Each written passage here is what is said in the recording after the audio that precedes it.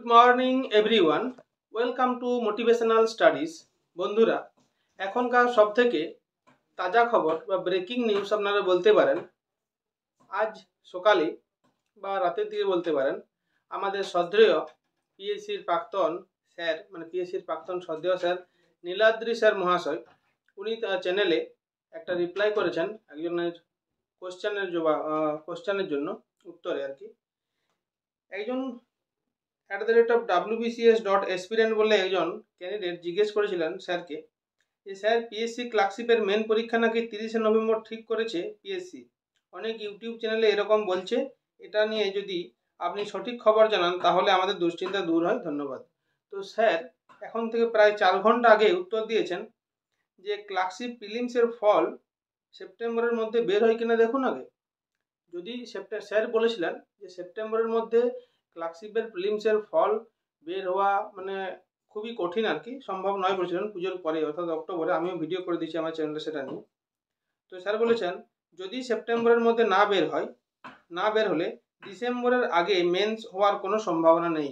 যদি সেপ্টেম্বরের মধ্যে ফল বের না হয় তাহলে ডিসেম্বরের আগে মেন্স হওয়ার, ক্লার্কশিপের মেন হওয়ার কোনো সম্ভাবনা নেই আর কি। অর্থাৎ যদি সেপ্টেম্বরে ফল না বেরোয়, যদি সেপ্টেম্বরের রেজাল্টটা বেরিয়ে যায় তাহলে কিন্তু 30শে নভেম্বর বা বলছেন নভেম্বরে এক্সামটা হয়ে যেতে পারে। কিন্তু যদি সেপ্টেম্বরের মধ্যে না বেরোয় তাহলে ডিসেম্বরের আগে হওয়ার সম্ভাবনা নেই, অর্থাৎ ডিসেম্বরে বা তারপরে হওয়ার সম্ভাবনা রয়েছে। যদি 30 থেকে 45 দিন বা অন্তত 60 দিনও ধরি আমরা, যদি অক্টোবর, নভেম্বর, ডিসেম্বর, অর্থাৎ ডিসেম্বরের মধ্যে হয়ে যাওয়ার সম্ভাবনা রয়েছে যদি অক্টোবরেও রেজাল্টটা বেরোয় আর কি। আমি আলোচনা করে দিয়েছি, সব দেখে নেবেন আমার ভিডিওটা। আর আমাদের শ্রদ্ধেয় স্যার এটা নিয়ে রিপ্লাই দিয়েছেন।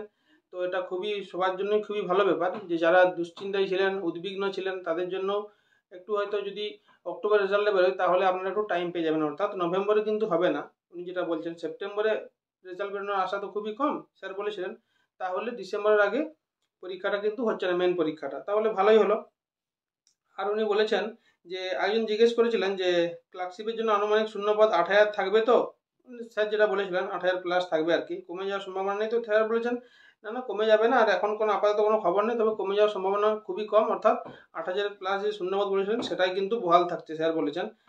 আর ওবিসি এ, ওবিসি বি তাহলে নিয়ে যেটা হয়েছে, ওবিসি সার্টিফিকেট দেবো কিনা, নতুন বানিয়ে দেবো, সেটা একজন জিজ্ঞেস করেছেন যে নতুন সার্টিফিকেট কি বানিয়ে দেবো একজন। তো স্যার বলেছেন যে অ্যাপ্লাই করা পরীক্ষার ক্ষেত্রে আগের নিয়ম বহাল থাকবে, অর্থাৎ নতুন যে ওবিসি কেসের ইফেক্ট তার উপর পড়বে না।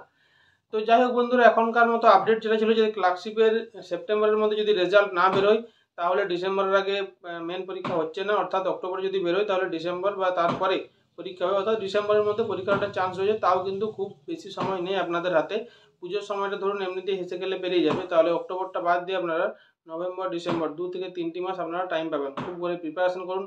আর একটা কথা, আমি একটা ইনফরমেশন দিয়ে দিই, আমি একটা নতুন ব্যাচ স্টার্ট করছি ক্লার্কশিপ মেনের জন্য। যারা যারা ইচ্ছুক তারা আমার ইমেল নাম্বারটা আমি দিয়ে দিচ্ছি, এটাতে যোগাযোগ করুন। আর আরেকটা কথা হচ্ছে, আমি কিন্তু ওই ব্যাচটাতে খুব ডিটেলসে পড়াবো আপনাদের প্রেসি রুল, প্রেসি টাইটেল, মানে ট্রান্সলেশন, আর হচ্ছে আপনাদের যেটা থাকে নিউজ পেপার রিপোর্ট, সব আমি ডিটেলসে করাবো। প্রত্যেকটা নিয়ম আছে বন্ধুরা, টাইটেল লেখার নিয়ম আছে, কত ওয়ার্ডের মধ্যে লিখতে হয়, কেমন করে লিখতে হয়, কী কী লেখা চলে না, আর প্রেসির রুলও আছে। আর মানে যেটা বলছি আমরা ট্রান্সলেশনের রুল আছে কিছু, সেই রুলগুলো আমি পুরো শিখিয়ে করাবো। আর মক টেস্ট নেবো আমি, প্রতি সপ্তাহে 2টো করে মক টেস্ট নেওয়ার আমি বন্দোবস্ত করবো ওই ব্যাচটায়। আর একটা মিনিমাম চার্জ থাকছে, খুবই মিনিমাম চার্জ, আপনারা আমার সাথে যোগাযোগ করুন, ইমেল নাম্বারটা আমি দিয়ে দিচ্ছি। তো যাই হোক বন্ধুরা, আজ এই খবরগুলোই ছিল। আপনারা ভালো থাকুন, সুস্থ থাকুন, সফল হন, ধন্যবাদ বন্ধুরা।